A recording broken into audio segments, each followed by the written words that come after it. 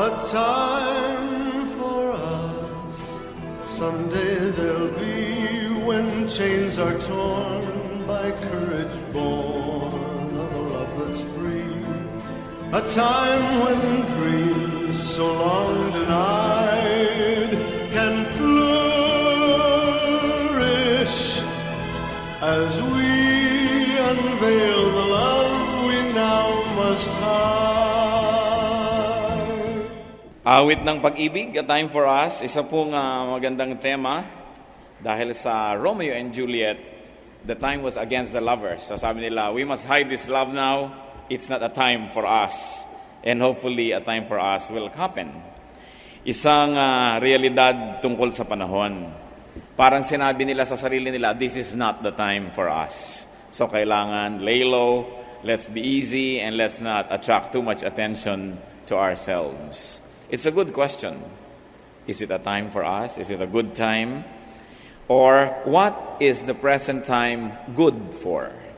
Isa pong dapat tinatanong natin sa patuloy na pag-aaral natin na Ecclesiastes. At sa ngayon, sa darating na chapter, ang pamagat ng pag-aaral natin, A Time for Us. Heavenly Father, we thank you that you have time for us. That your time is always right. In fact, your timing is perfect. We ask you to give us wisdom, O God, that we may learn to value time and to understand its mystery. Patawarin niyo kami sa pagsasayang namin ng panahon at sa panahon ng aming kapwa. At nawa, Panginoon, pagalingin niyo po ang mga sugat ng aming puso. Palakasin ang aming loob. Linisin niyo po kami at na kami maging handang tumanggap na inyong mga pagpapala. Bigyan niyo nawa kami, Panginoon, ng tahimik, payapang puso at ang mga mahal namin sa buhay na di namin kasama ngayon. Hinahabilin din namin sa iyong mapagpalang kamay.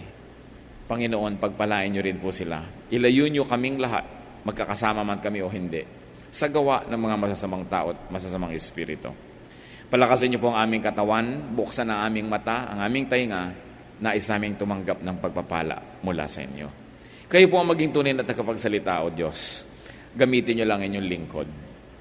At nawa, ang inyo pong mga diwa, ang isang mga ibabaw, we ask you, Lord, you have given us free will, but we surrender that will to you now, and we ask you, let your will be done. Protect us as we gather in your most holy presence. Lead us. Glorify only yourself. In the name of Jesus our Lord, we pray. Panahon. Babasahin po natin ang chapter 3 ng Ecclesiastes. At babasahin ko po mula sa Contemporary English Version, Ecclesiastes 3, verses 1 to 8. Everything on earth has its own time and its own season. There is a time for birth and death, planting and reaping, for killing and healing, destroying and building, for crying and laughing, weeping and dancing, for throwing stones and gathering stones, embracing and parting. There is a time for finding and losing, keeping and giving, for tearing and sowing, listening and speaking. There is also a time for love and hate, for war and peace. And may the Lord add wisdom to the reading of these mysterious and beautiful words. So what was Solomon's summary about time and life's activities? That there is a time and space for all the extremes of life and everything else in between. Inisa-isa po ni Solomon yung mga dalawang makakalayong hangganan ng bawat bagay. May panahon daw na ipanganak, may panahong mamatay, may panahong umibig, may panahong makidigma, may panahong bumuo, may panahong sumira. So yung mga magkabilang dulo, may panahon, therefore may panahon sa lahat ng mga nasa gitna nila. All the shades of meaning in between such extremes. That a person is wise when he times his activities well.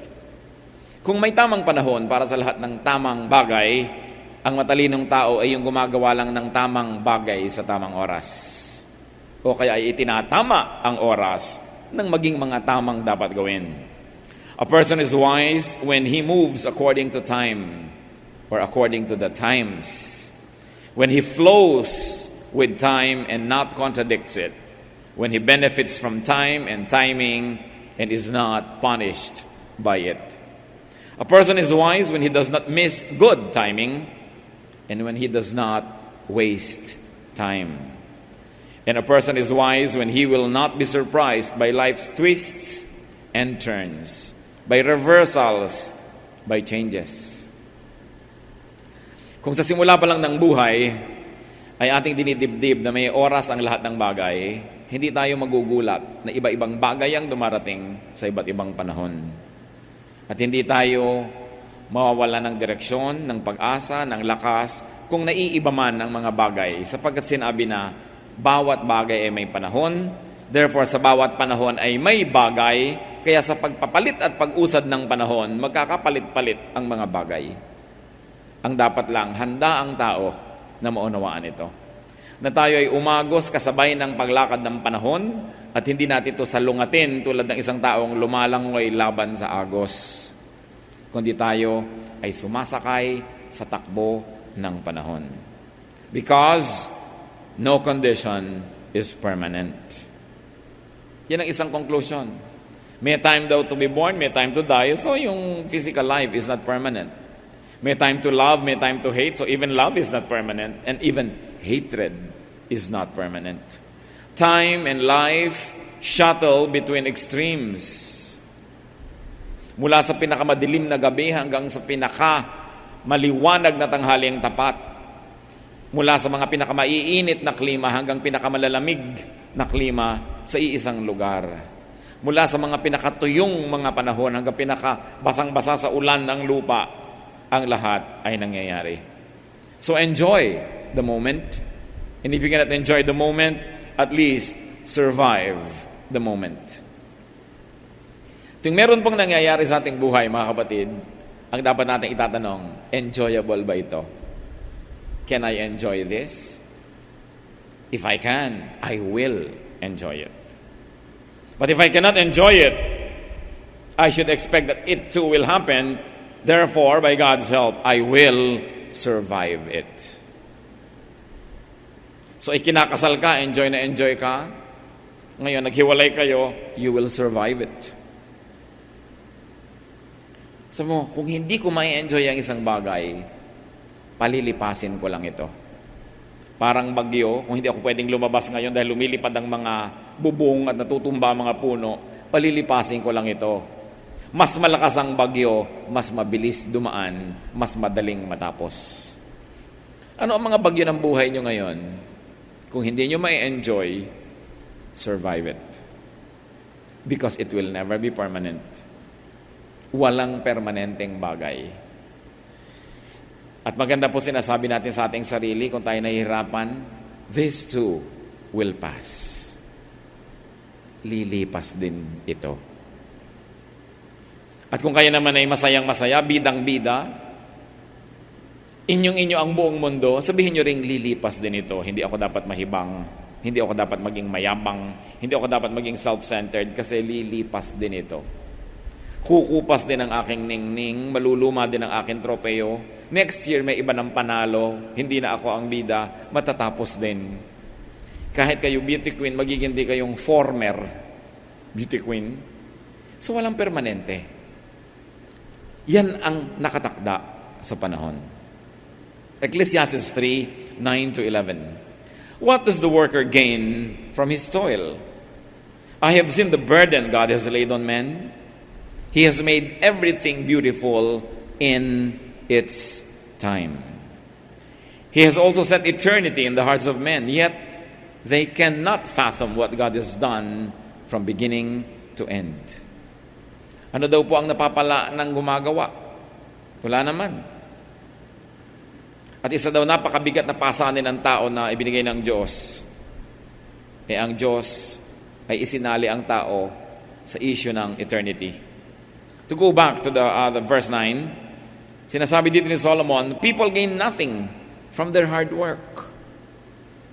Of course, it's an exaggeration. You gain something. The Bible was written in an Eastern language where the beauty is in the exaggeration to drive home a point. Ang ibig sabihin, hindi naman kasing laki ng inaasahan mo ang magagawa at ibubunga ng malaki mo mga pagsisikap. Siyempre, may mapapalak rin. Pero hindi ganun kalaki tulad ng iyong inaasahan. Tulad ng, kung lumalaki ang iyong kita, inaasahan mo ba na lalaki ang iyong gagastusin sa iyong sarili? Hindi lagi, dahil dadami ang hihingi. Dadami ang aasa. Dadami ang mga gagastahan din. Meron kang konting nadagdag sa sarili mo, pero hindi laging napunta yun sa'yo lahat. Kung inaasahan mo, nagaganda ang iyong buhay pagka ganito ang nangyari, hindi naman lagi. At yung mga taong hirap na hirap mag-rearrange ng bahay, ng cabinet, maglinis ng mga loob-loob ng mga kahon-kahon, actually maghapon ka na pagod. At the end of the day, wala naman talaga na bago, dahil lahat naman ng laman ng bahay mo, nandun pa rin sa bahay mo, liban nila itinapon mo. Nagkaiba-iba lang ng lugar, nandun din. Kaya kahit anong gawin natin dito sa planeta, kuhanin mo man yung mga bato mula sa mga bundok, gawin mong bahay mo, wala ka naman talaga nadagdag sa planet dahil nandun pa rin yung bato, lumipat lang ng lugar. So kung akala natin nagiging magaling tayo talaga, kaya nating baguhin ang mga bagay-bagay. Yan sinasabi ni Solomon, hindi, akala mo lang yun. Nothing, of course, means in terms of changing the world, you don't really accomplish much. The difficulty that is confronting man, according to Solomon, is this: that God makes everything beautiful, not in man's time, but in its time. That God made man part of eternity, part of what is eternal, but the problem is, man does not comprehend time. Man does not comprehend eternity. Man does not understand the connection between extremes in time. Nung hiningahan ng Diyos ng kanyang espiritu ang tao, isinali niya ang tao sa usapin ng kawalang hanggan. Napasali ang tao dito at ang tao may naging walang hanggan. Kaya mayroong buhay na walang hanggan. Ang problema lang, ang tao hindi niya lubos na inuunawa ang ibig sabihin ng walang hanggan, sapagkat sobra siyang nakatutok doon sa pansandamantala, doon sa sandaling panahon, at doon sa lalong-lalo na sa kasalukuyang panahon. Hindi niya nakikita na ang kasalukuyan ay bahagi lang ng isang napakahabang panahon. At maaaring ang kasalukuyan ay bunga ng nakaraan, o kaya ang kasalukuyan ay magiging magulang at mag-aanak ng darating pang mga mangyayari sa bukas. And man can find beauty in everything by placing it in time. By appreciating its function in time and in eternity. Anong ibig nating sabihin? Sa sandali na tayo nagdurusa, akala mo napakapangit ng oras na yon. Pero pag tumagal ang panahon, minsan binabalikan mo yung pagdurusa mo. Nung nagdusa ako naging tao. Nung nagdusa ako tumibay. Nung nagdusa ako nagkaroon ng pag-ibig sa aking kapwa. Nung kunaunawaan ng Diyos. Yung pala, suffering is not just suffering, because suffering in time produces endurance. Pag yun lang suffering ang tiningnan mo, ayaw mo talaga nun, pero hindi mo kailangang ihiwala yon doon sa pinagmulan niya at sa pupuntahan niya. At pag tiningnan mo the beauty of this everything in its time, then you will not find things to be ugly. That suffering is difficult at the moment, but it produces humility. And humility is going to add a lot of dimension to your life. That suffering produces softness and kindness, if you will permit time to temper your experience. Marami pa pong mga halimbawa ng isang bagay na habang nangyayari parang hindi maganda, pero pag i-relate na natin dun sa mga darating pang mga panahon at sa mga nangyaring panahon, nagiging maganda.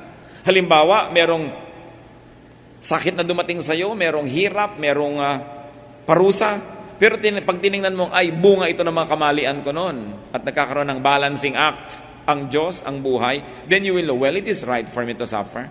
I deserve this. At pag tayo naghihirap, yun pala, nag-aaral ka, review ka ng review, hirap na hirap ka, pero darating ang panahon, napapasa ka, at magkakaroon ka ng enjoyment na yung career, then sabi mo, tama, ang nagpapasa sa akin, yung paghihirap ko doon, ang pag-aaral. Ang nagbigay sa akin ng success, yung pagpipigil ko sa takot-takot na pag-ibig na kumakatok sa aking puso. Kahit walang nagte-text sa akin, mabuti pa ang kalendaryo, may date, ako wala. Pero yung pala, dahil doon, nakatapos ka agad, nagsucceed ka, so sasabihin mo, yung paghihirap ko na yan, eto ngayon yung bunga. If you're going to look at an incident only in its limited time, you will probably complain. But what did Solomon say? God makes everything beautiful in its time. May panahon yan ng pagbubunyag kung bakit siya maganda. Tulad ng bagyo. Parang pangit pagka lumilipad ang bubong mo, o nababasa ka, o lumulubog ka sa baha. But storms renew, refresh, and restore the earth. Yung mga mahihinang mga sanga na lalaglag, napuputol para mapalitan ng bago, at yung mga punong mahihina na hindi naman dapat silang nandun, nabubunot. At sa pagdating lang ng panahon, ilang linggo lang o buwan, may tumutubo ng bago doon na hindi sana makakatubo yun kung hindi nabunot yung dating nakatirang puno doon. So you say, well, in its time, even a storm can be nice. Loneliness can be beautiful because loneliness remembers what happiness forgets. Failure humbles, challenges, and redirects. And therefore, failure can lead to success. Even death can be painful, but it leads to rebirth. And you do not enter eternity unless you pass through the door of physical death. So ano ang pangit sa buhay? Wala. Kung titingnan mo siya sa relasyon niya sa buong paglakad ng panahon. The Lord made everything beautiful in its time. But for us to see beauty, we have to extend our gaze and to look beyond the here and now. At hindi mahirap gawin para sa ating mga tao yan, mga kapatid, dahil isinali tayo ng Diyos sa eternity. Eternity was written in our hearts. Eternity was breathed into us by the Spirit of God. And therefore, do not just be mortal because we are immortal. Do not just limit your gaze and your attention to what is here and now, but see what its effect will be in the future. Kaya yung mga taong naghihirap para magtanim ng maganda ay hindi nagdurusa yan, hindi yan nagrereklamo at hindi nasisiraan ang loob. Sapagkat alam niya, yung paghihirap sa pagtatanim, may kasunod yan na saya sa pag-ani. Pero yung nagsasaya sa pagtatanim ng masama, dapat din niyang isipin na darating ang ani ng masama. Sapagkat ang panahon ang nagpapantay-pantay sa ating lahat. Ang panahon ang nagbibigay sa lahat ng direksyon.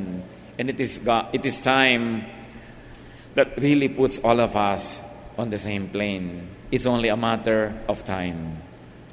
Ecclesiastes 3:14-15. I know that everything God does will endure forever. Nothing can be added to it and nothing taken from it. God does it so that men will revere Him. Whatever is, has already been, and what will be, has been before. And God will call the past to account. Nakita po natin na paikot-ikot ang panahon, ang nagbalik ay bubuhayin muli. Ang mga nakaraan ay tutuusin muli. Kaya huwag niyo sasabihin na, ay, nakalusot na yung mali niya, sapagkat ibabalik ang panahon. Babalikan ang panahon ng Diyos. At ang lahat ng liko ay itutuwid. At ang lahat ng di tama ay itatama. God's works and God's creation are characterized by completeness, by permanence, by constancy, and by recurrence. At ano naman ang mangyayari? Bakit ganon? So man will revere God. Nilikha ng Diyos ang lahat ng bagay na wala nang pwedeng palitan, wala nang pwedeng baguhin, at ng tao ay huwag maging mayabang, at huwag siyang lumabas sa pagpapala ng Diyos. So that man will stay in his relationship with God. And what is rebellion? Rebellion and disorder are defined as usurping legitimate authority or going out of one's place or orbit. No one creates. We can only recreate. No one creates. We can only rearrange. We can only reorder. What do we mean? Ano pang maidadagdag yung note sa do, re, mi, fa, sol, la, ti? Halos ang lahat ng Western music na kinumpose at marami ring Eastern music, paikot-ikot lang doon. Can you imagine how many songs you can create of do, re, mi, fa, sol, la, ti? Yung tono lang na yun. Nakatungtong na doon lahat ng tono. Gaano karaming words ang pwede nating makreate sa A, B, C, D, E, F, G up to Z? Ilang letters lang yan? 26 letters ba yan sa alphabet? Ilang words ang magagawa natin? Ilalagay mo yung A, susundan mo ng B, tapos lalagyan mo ng C, lalagyan mo ng O, ibang word na yon. O ang unahin mo, lagyan mo ng N, lagyan mo ng LY, ibang word na yon. Pero may invento ka bagong letra. Bukod dun sa nilikha na ng Diyos para sa iba't ibang mga kultura at wika. Meron pa ba tayong kulay na maiimbento bukod dun sa laman ng basic color chart na ang lahat ay nasa gitna na nun, all the shades of color? May invento pa ba tayong bagong shape bukod sa bilog, triangle, rectangle, lahat-lahat ng yan? So kaya lang nagkakaroon ng mga bagong imbensyon, lalagay mo yung bilog dito, lalagay mo yung triangle doon, iniiba-iba mo lang ang kombinasyon. Pero wala ka naman talagang iniimbento. You don't create, you only recreate and rearrange. At yung mga taong tinatawag na creative, hindi talaga sila nagkikreate. Wala kang makikreate na bago. Kahit yung mga bagong recipe, nanggaling lang yun sa mga dati ng mga sangkap, iniba lang ang timpla at proportion. Kahit yung bagong mga pabango, bagong chemicals, nando na yung mga chemicals na yun, pinag-iba-iba lang ang sangkap at dami nito, konti nun, ininitan, nilamigan, ganun lang yun. Pero ang lahat ay nandun na. Sapagkat ang nilikha ng Diyos ang buhay, nang nilikha ng Diyos ang mundo, on the seventh day He rested because His work was finished. Nagawa na lahat. Kaya ang mahalaga ngayon ay dahil sa ating pag-iisip, pananalangin ay bumubukas ang maraming mga bintana ng ating kaisipan at nakikita natin yung nandun na dati pero hindi natin nakikita dati. And that is what you call enlightenment, realization. Lahat ng karunungan ay nandyan na.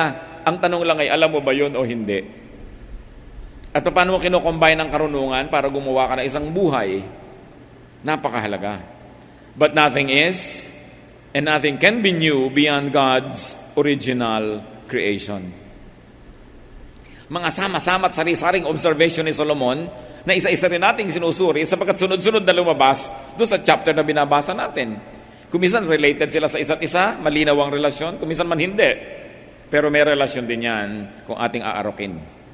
Ecclesiastes 3:12-13. I know that there is nothing better for men than to be happy and to do good while they live, that everyone may eat and drink and find satisfaction in all his toil. This is the gift of God. So matapos siya magreklamo na marami daw hirap na inilagay ang Diyos sa tao, hindi maunawa ng tao yung pangkawalang hanggan, marami siyang hindi mauunawaan, pero sabi niya, pero may mga madali ring maunawa. Sabi ganon. Ito ang dapat gawin. That man should react to and live with such reality by striving to be happy and to do good within the system. Yan ang ibinigay, itinakda ng Diyos. Ito na ang rule ng chemistry, ito na ang rule ng physics, ito na ang law of biology, ito na ang law of the movements of the planets. Masterin mo na lang, sumakay ka na lang, and learn to live with it and be happy. And from working within the premises of God's wisdom, man gets food and drink, fruit and satisfaction. There are many ways to say that. Yung sinabi dito na, sabi niya, I know that there is nothing better for men than to be happy and do good while they live, that everyone may eat and drink and find satisfaction in all his toil. One way to read that is this, that a man works to earn what can satisfy him. So kung naguguluhan kayo sa buhay at di nyo maunawa, huwag nyo na munang unawain, may panahon din ang pagkakaunawa niyan, magtrabaho na lang kayo, kumita kayo, at meron kayong kainin. Then nagkakaroon ng katuturan ng inyong buhay. Another way to read it is that a man should find satisfaction at work and by working. Na kung tayo ay naghahanap ng kahulugan ng buhay, ang una nating paghanapan niyan ay ang ating trabaho, ang ating paghahanap buhay, ang ating pagsisikap. Sapagkat itinakda ng Diyos na meron tayong kasiyahan na matatamo mula sa pagtatrabaho. Na ang trabaho ay hindi pahirap, ang trabaho ay pinagmumulan ng kasiyahan sa buhay. So dapat kang humanap ng trabaho magbibigay ng kasiyahan sa iyo. Huwag ka lang maghanap buhay na kahit na hindi ka na natutuwa at inis na inis ka sa ginagawa mo, gumawa ka ng paraang makalayas dyan at ikaw ay makalaya at nang sa ganon, hindi ka laging nagre-reklamo pagpapasok ka na. That a man should do the work that brings him satisfaction in its fruit and its process. Yan kuminsan ang dilema ng maraming kabataan. Ano kayang pag-aaralan ko? Ano kaya ang magiging trabaho ko dahil sa pag-aaralan ko? Huwag lang kayong mag-enroll sa isang kurso dahil maiksi ang pila pag registration.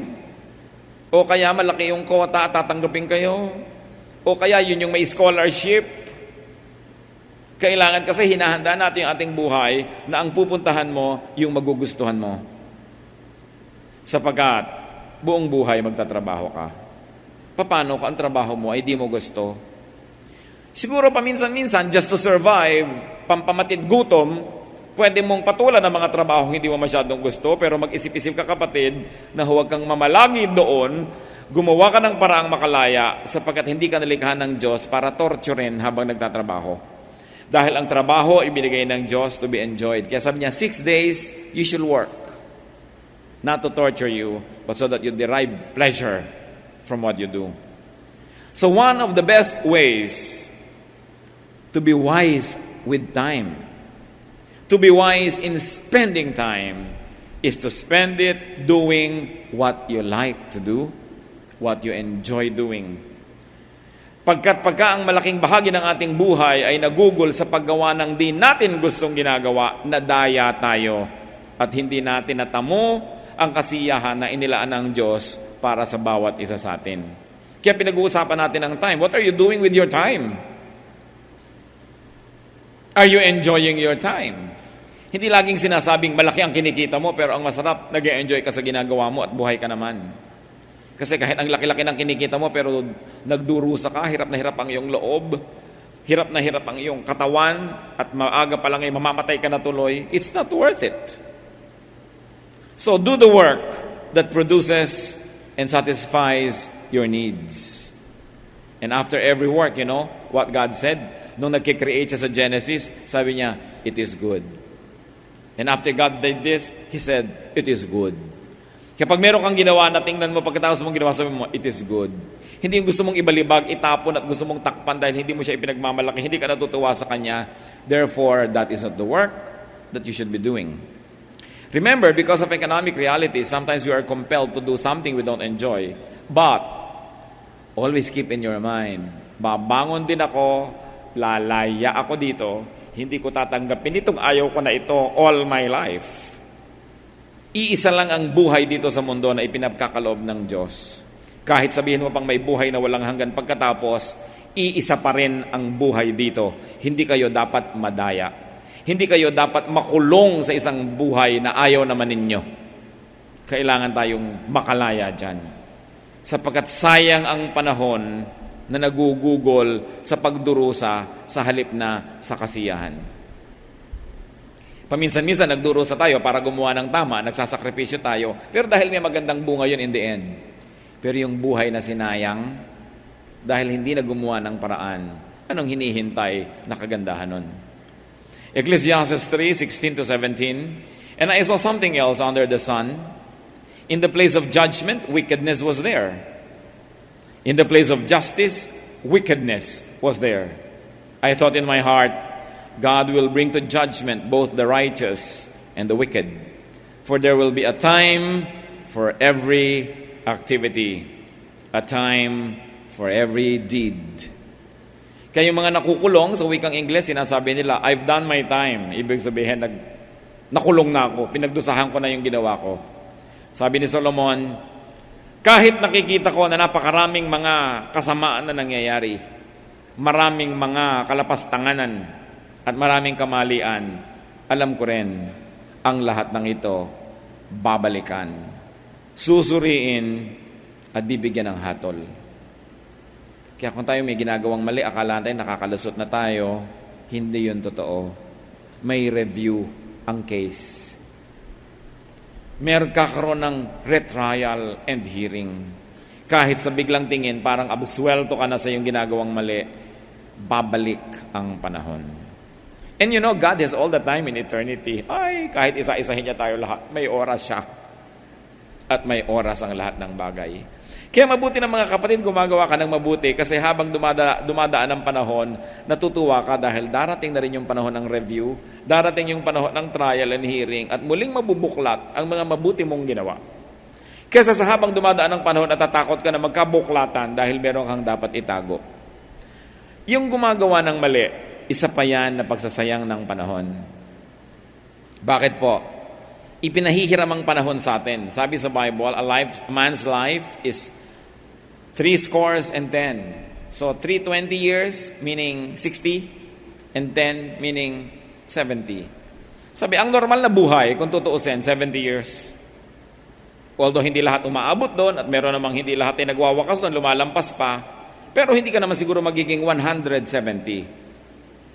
So pwede ka maging 80, 90, 95, 99, tama na. Gusto pa mag 100. Pero ang point, maiksi pa rin yun. What is life? Life is only a tiny dot in an otherwise unending line of time, of eternity. Pero dito lang sa maikling buhay na ito tayo, may pagkakataong gumawa ng mali o tama. Dito lang tayo may pagkakataong magtanim para doon sa darating na panahon. Dito lang tayo may pagkakataon na gumawa ng mga bagay na re-reviewin habang panahon. In other words, the record and status we will have in eternity is determined by these few days that we're here.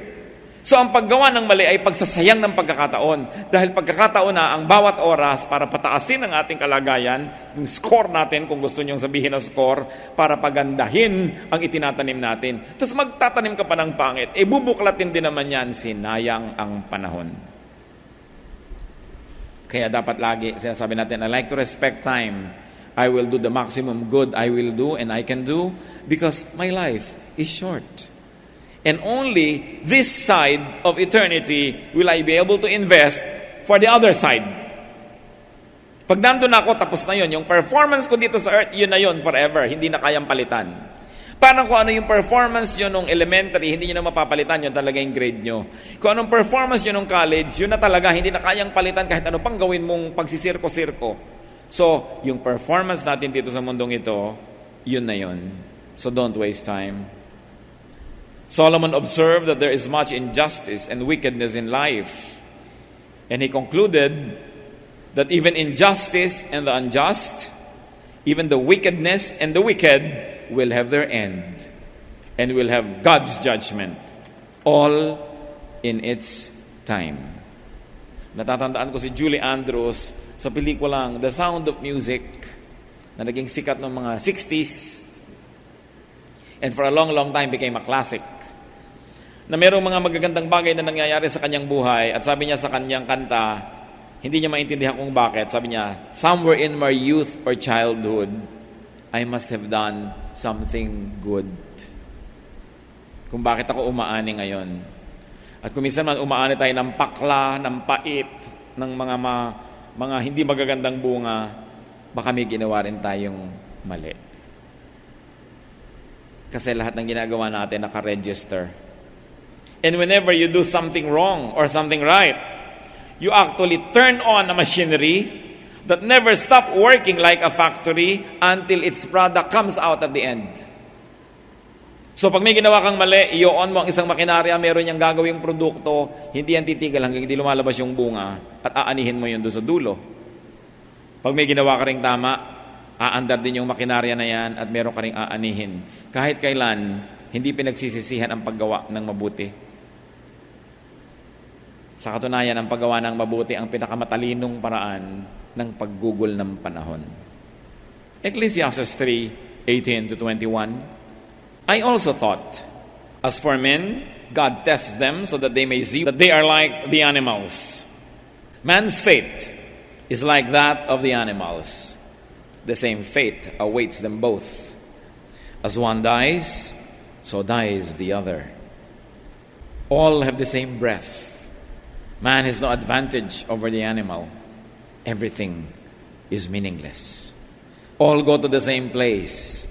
All come from dust. And to dust, all return. Who knows if the spirit of man rises upward and if the spirit of the animal goes down into the earth? Iba talaga mag-isip ng to Solomon. At ang binabasa natin para mga random thoughts of Solomon. Kaya kung saan niya tayo dalhin, doon naman tayo pupunta ng discussion. And Solomon's observation about men and animals is this: they are similar. That they both live and then both of them die. They both decompose and return to the ground. Sabi niya, who knows for sure what happens to each one of them after each one dies? Napakarami siguro mga application ng katotohanan na yon. One is to be humble, to be down to earth. But one very practical application, do not oppress animals. Sabi ni Solomon, pareho lang kayo mamamatay. Pareho lang kayo magiging lupa. So maging mabuti ka kahit sa mga hayop, sapagkat ang Diyos ay mabuti sa kanila. It's grounding us. It's giving us humility. It's teaching us to deconstruct our notions about our self-importance. And Solomon is saying, huwag kang mayabang. Yung daga, yung pusa, yung pagong, yung paru-paro at butiki at ikaw, pare-pareho lang tayong mamamatay. So dapat iniisip mo ang mga bagay na yan. Ecclesiastes 3:22. So I saw that there is nothing better for a man than to enjoy his work, because that is his lot. For who can bring him to see what will happen after him? Pabalik-balik po si Solomon na sinasabi, konting bagay lang mahalaga at isa dyan, mag-enjoy ka sa iyong ginagawa. Solomon's conclusion about life, and for our discussion now, a man should enjoy his work. A man should enjoy his present. A man should enjoy his time because he does not know what is ahead. Ang lahat ng malalasap niyong kasiyahan, lasapin niyo na. Huwag niyong tagalan ng tagalan. Huwag niyong tikisin ng tikisin ang inyong sarili dahil hindi niyo alam kung buhay pa tayo bukas. Yung mga iba, sobrang pagtitiis sa sarili. Sabi, hindi bali, babawi din ako. Yung pala, gumraduate ng bigla. Hindi na nakabawi. Dapat, lagi ko nga pong sinasabi, bawat oras may bakasyon ka na ilang minuto. Bawat araw, meron kang bakasyon na ilang oras. At bawat linggo, may bakasyon ka malang na isang araw. Bawat buwan, may bakasyon kang ilang mga araw. Bawat taon, ilang linggo na bakasyon. At kung dumating yung grand vacation mo and enjoyment na 3 buwan sa sunod-sunod, salamat. Pero hindi man yung dumating, hindi ka na nalugi. Bawat araw, regalo ng Diyos. At hindi obligasyon ng Diyos na bukas, bigyan ka na naman niya ng isang araw. So habang inireregalo ng Diyos, lasapin natin sapagkat mabuti ang Diyos. At ganon din yon mga kapatid, payagan natin ang ating kapwa na lasapin din niya ang sarap ng isang araw, ng isang linggo, ng isang buwan. Lalong-lalo yung mga taong nasa ilalim ng ating kapangyarihan o influensya, let's allow them, let's permit them, let's enable them to enjoy life and to enjoy work. Sapagkat ang buhay, hindi natin alam kung kailan binabawi. Ang mahalaga, pag binawi na, hindi ka nagsisisi. Hindi ka puro unfinished business. James 4:13-16. Now listen, you who say, today or tomorrow we will go to this or that city, spend a year there, carry on business, and make money. Why? You do not even know what will happen tomorrow. What is your life? You are a mist that appears for a little while and then vanishes. Instead, you ought to say, if it is the Lord's will, we will live and do this and that. As it is, you boast and brag.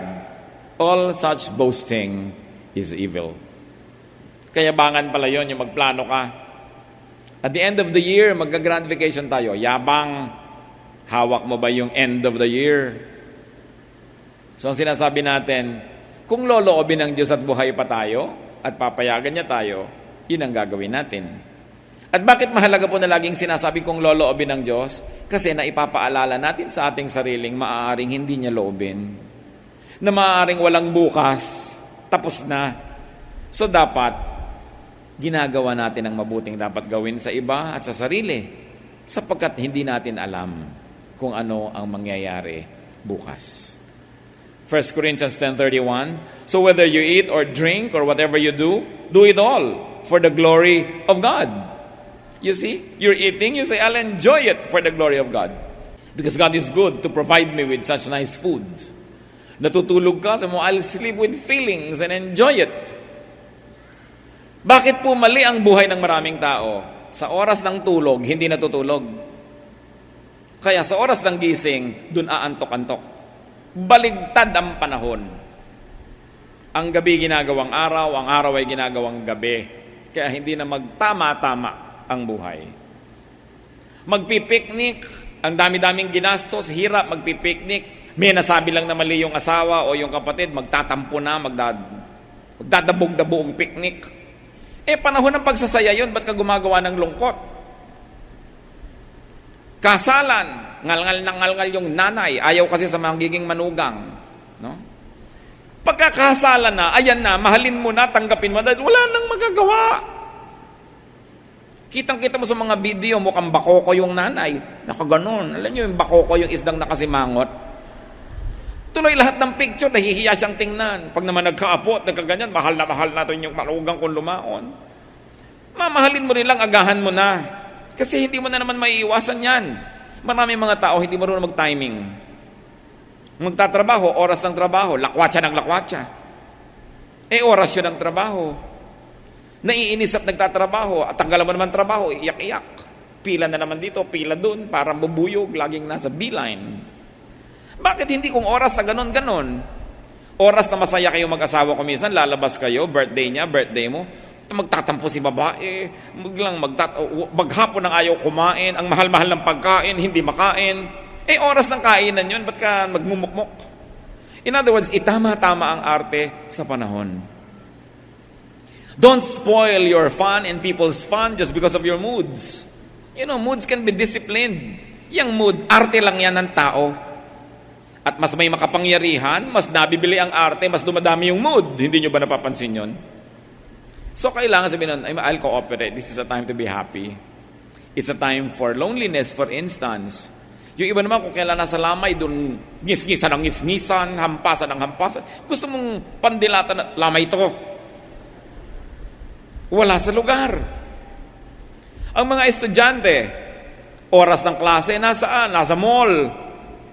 Kaya sa oras ng graduation, nasa mall pa rin. Hindi kasali. Inuna yung saya, kaya mamaya sa panahon ng saya ng mga classmate niyang nagdusa, siya naman ang nagdudusa. Binabaligtad. Kaya natin pinag-aaralan yung Ecclesiastes, mga kapatid.